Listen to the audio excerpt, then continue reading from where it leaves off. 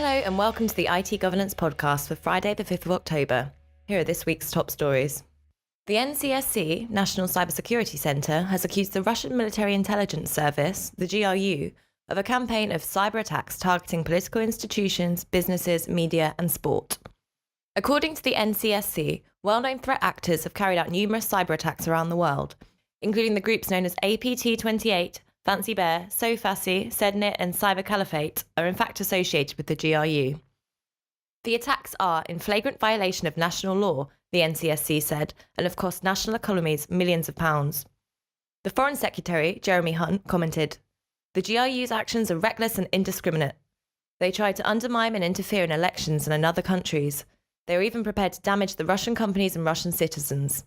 This pattern of behaviour demonstrates their desire to operate without regard to this international law or established norms and to do so with a feeling of impunity and without consequences. Our message is clear. Together with our allies, we will expose and respond to the GRU's attempts to undermine international stability." At the end of last week, Facebook admitted that the accounts of nearly 50 million users had been exposed by a vulnerability in its View As function, a feature that lets users see how other people view their profiles. The security flaw allowed attackers to steal access tokens, digital keys that keep people logged into Facebook, which they could then use to take over accounts, and third-party platforms that use Facebook logins. Facebook has fixed the vulnerability and reset the access tokens of the 50 million affected users. A further 40 million users were also logged out as a precaution. Guy Rosen, the social network's Vice President of Product Management, provided an update in a blog on Tuesday in which he reassured users that Facebook's investigators had analysed logs for all third-party apps installed or logged in during the attack, but, so far, there was no evidence that the attackers accessed any apps using the Facebook login. Facebook's European subsidiary is based in Ireland, so has notified the Irish Data Protection Commission, as required by the GDPR, General Data Protection Regulation. Following last year's embarrassments, the Tories are presumably hoping that their conference would pass without major incident this year. Brandon Lewis, the Conservative Party chairman, even planned to demonstrate how modern and innovative their party was by promoting a new app designed to let conference attendees give feedback on speeches. However, The Guardian's Dawn Foster found that a major security flaw in the app exposed the personal data of the conference's attendees, including cabinet ministers' phone numbers, to anyone who could guess the email addresses with which they had registered. Given that all MPs' parliamentary email addresses are publicly available, this wasn't exactly difficult.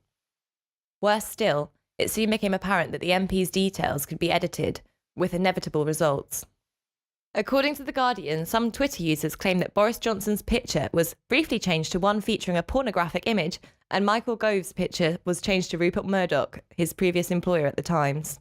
Lewis apologised for the concern caused, but this didn't satisfy some MPs. The New Statesman reports that some ministers are now considering changing their personal phone numbers after receiving prank calls.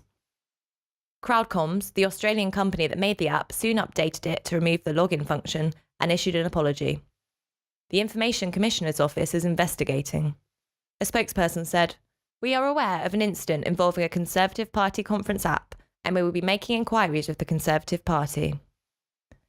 Organisations have a legal duty to keep personal data safe and secure. Under the GDPR, they must notify the ICO within 72 hours of becoming aware of a personal data breach, if it could pose a risk to people's rights and freedoms. Well, that will do for this week. Until next time, you can keep up with the latest information security news on our blog. Whatever your information security needs, whether regulatory compliance, stakeholder reassurance, or just greater business efficiency, IT Governance can help your organisation to protect, comply, and thrive. Visit our website for more information, itgovernance.co.uk. Oh, it's not so fancy, it's so fussy.